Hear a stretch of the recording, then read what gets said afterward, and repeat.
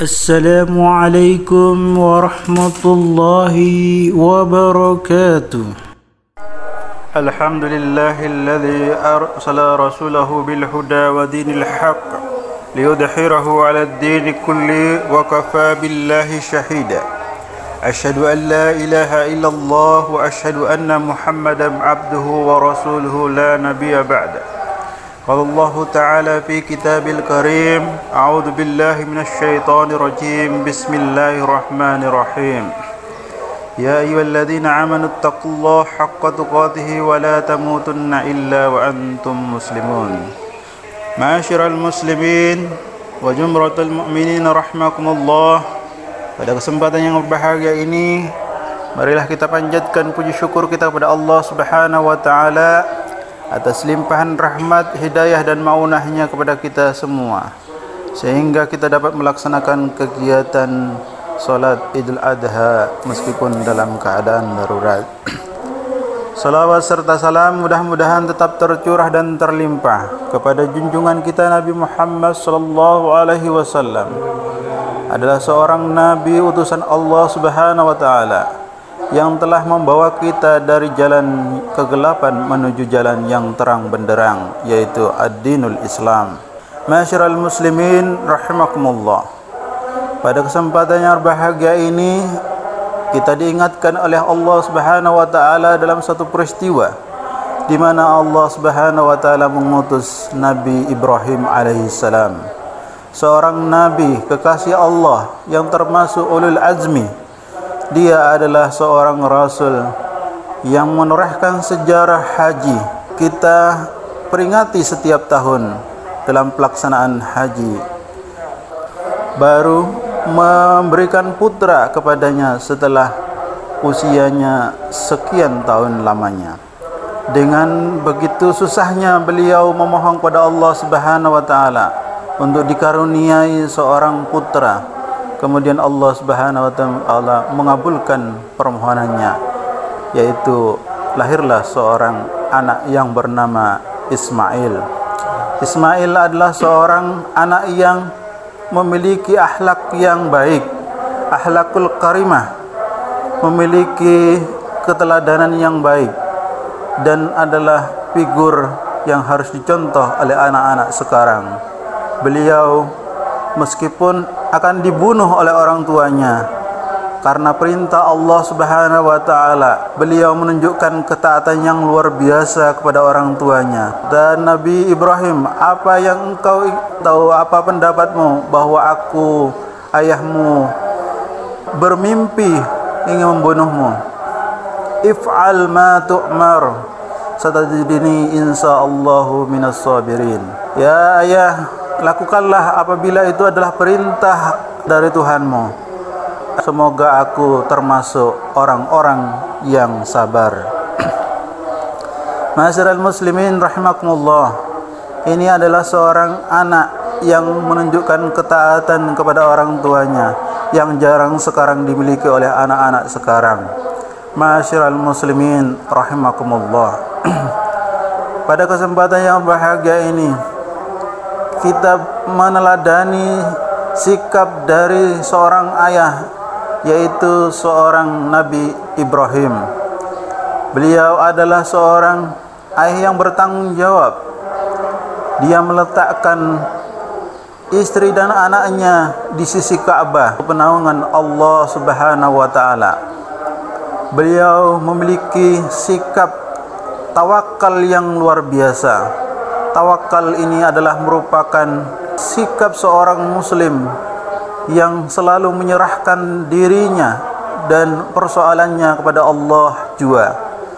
Kita tidak bisa menyelesaikan sendiri persoalan kita. Ada hal-hal yang luar biasa yang Allah selesaikan dalam persoalan kita. Kita ini adalah makhluk yang lemah, makhluk yang tidak memiliki kekuatan apapun selain pertolongan Allah Subhanahu wa taala. Maka oleh karena itu Nabi Ibrahim alaihissalam memiliki sikap tawakal yang harus kita contoh dalam kehidupan sehari-hari. Kemudian Nabi Ibrahim alaihissalam mencari Tuhan. Ketika itu Nabi Ibrahim mencari Tuhan, inilah Tuhanku, kata Nabi Ibrahim ketika dia melihat matahari yang terbit begitu indahnya di pagi hari. Ini adalah Tuhanku. Kemudian matahari pun tenggelam. Apa yang dikatakan oleh Ibrahim, Allah tidak akan meninggalkanku dan tidak akan pernah tenggelam, berarti matahari bukan Tuhanku. Nabi Ibrahim mencari lagi, kemudian Allah Subhanahu memberikan petunjuk kepadanya bahwa Tuhan adalah zat yang memiliki segalanya yang harus disembah. Karena kita sebagai seorang manusia diciptakan oleh Allah Subhanahu wa taala untuk mengabdi dan selalu melaksanakan perintah-perintah Allah. Allah Subhanahu wa taala berfirman, "Tidaklah aku ciptakan manusia melainkan untuk menyembah kepadaku." Dalam beribadatan salat, ada satu hal yang luar biasa dalam ibadah salat kita, yaitu sujud. Sujud merupakan hal yang luar biasa dalam kehidupan kita. Sujud itu adalah gerakan yang inti dalam salat, di mana gerakan inti ini adalah merupakan gerakan yang paling dekat di sisi Allah Subhanahu wa taala. Nabi Muhammad alaihi salam ketika mendapatkan wahyu atau mendapatkan perintah untuk menghadap Allah Subhanahu wa taala, naik ke Sidratul Muntaha, pergi ke langit ketujuh. Dia harus susah-susah pergi ditemani oleh malaikat Jibril. Tetapi kita sebagai seorang muslim cukup meletakkan 7 anggota dalam beribadah ketika sujud, yaitu dahi, tangan, lutut, dan jari-jari kita, jari-jari kaki kita. Kita sudah berada di hadapan Allah Subhanahu wa taala. Maka oleh karena itu kita harus bersyukur kepada Allah Subhanahu wa taala, karena Allah Subhanahu wa taala telah memudahkan kita untuk menghadapnya, untuk menyembahnya. Oleh karena itu sujud merupakan satu hal yang harus kita syukuri, karena kita dapat menyembah. Dan sujud ini tidak ada di dalam agama manapun. Di dalam agama manapun tidak ada praktek sujud. Jadi sujud hanya dalam Islam. Ma'asyiral muslimin rahimakumullah, di mana sujud itu menghambakan diri kepada Allah, meletakkan diri kita sehina-hinanya di hadapan Allah dan mengagungkan dan membesarkan Allah di hadapan kita.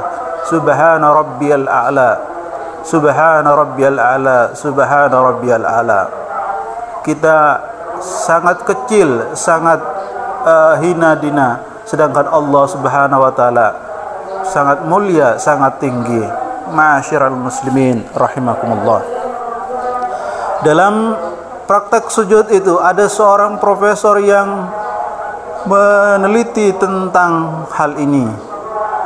Beliau adalah seorang profesor yang ahli dalam bidang ilmu syaraf. Dia meneliti tentang otak manusia, di mana ada satu simpul darah di otak manusia itu yang tidak dialiri oleh darah, padahal itu adalah simpul darah. Kemudian dia meneliti di kalangan non-muslim, tetapi tidak ada yang masuk. Dia meneliti pergi ke beberapa negara tentang gerakan-gerakan yang dilakukan oleh manusia. Barangkali ada yang bisa masuk, tetapi tidak masuk juga. Dan di pagi hari atau di pagi buta, dia melihat ada orang yang melakukan gerakan, yaitu gerakan sholat. Pada waktu itu dia merasa heran, ini gerakan apa katanya, karena dia bukan orang Islam. Kemudian dia meneliti, setelah diteliti akhirnya dia menemukan jawaban bahwa aliran darah, simpul darah itu bisa masuk ke dalam otak itu. Tetapi dia merasa aneh, kenapa kok tidak bisa masuk secara keseluruhan katanya. Kemudian akhirnya orang ini mengatakan bahwa sholat ini atau gerakan ini tidak hanya dilakukan di waktu subuh, tetapi ada gerakan di waktu sholat duhur, asar, maghrib, dan isya. Kemudian setelah diteliti, akhirnya semuanya menjadi masuk semuanya. Kemudian dia berkesimpulan bahwa ketika aliran darah itu masuk ke dalam simpul darah itu, maka manusia menjadi normal. Kenapa katanya? Karena manusia itu, orang sholat itu adalah dia mencegah perbuatan keji dan mungkar. Kemudian kalau dia tidak sholat, itu berarti dia tidak normal, alias sinting, alias gila. Kenapa seperti itu? Gila dalam kategori tanda kutip, ya, maksudnya dia selalu berbuat keji dan fahsya wal mungkar, sedangkan orang sholat selalu menjaga dirinya dari perbuatan keji dan mungkar. Jadi orang yang dimaksud normal adalah orang yang mampu mencegah dirinya dari perbuatan keji dan mungkar. Itulah suatu kesimpulan bahwa gerakan sholat merupakan hay'ah atau pedoman yang diberikan kepada kita agar kita menjadi normal dalam kehidupan sehari-hari, menjadi normal dalam kehidupan kita, menjadi hamba Allah yang taat dan beriman kepadanya. Sujud ini merupakan waktu yang terdekat di mana kita lebih dekat dengan Allah Subhanahu wa taala, berdoa kepada Allah Subhanahu wa taala agar kita selalu dekat dan selalu dinaungi dan selalu dilindungi oleh Allah Subhanahu wa taala. Itulah yang dapat saya sampaikan pada kesempatan ini, dalam kesempatan yang berbahagia ini. Bismillahirrahmanirrahim. Wal ashri innal insana lafi usrin illa alladziina amanu wa amilus solihati wa tawasaw bil haqqi wa tawasaw bis sabr. Marilah kita berdoa kepada Allah Subhanahu wa taala. Mudah-mudahan di pagi hari ini doa kita dikabulkan, diijabah oleh Allah Subhanahu wa taala. Dengan kalimat takbir, dengan kalimat tahlil, kita memandangkan takbir, memandangkan tahmid, supaya kita selalu tenang, selalu berperasaan dekat dengan Allah Subhanahu wa taala, karena dengan zikir kita bisa menenangkan hati kita. Fala bi dzikrillah tatma'innul qulub, karena zikir itu dapat menenteramkan hati kita. Bismillahirrahmanirrahim. Allahumma ghfir lil muslimina wal muslimat wal mu'minina wal mu'minat al ahya'i minhum wal amwat innaka ghalibun mujibud da'wat wa qadiyal hajat. Rabbi ghfir lana wa liwalidayna warhamhuma kama rabbayana shighara. Rabbana atina fid dunya hasanah wa fil akhirati hasanatan wa qina adzabannar wa adkhilnal jannata ma'al abrar ya aziz ya ghaffar bi rahmatika ya arhamar rahimin. Wa sallallahu ala sayyidina Muhammadin wa ala alihi wa sahbihi wasallam walhamdulillahi rabbil alamin.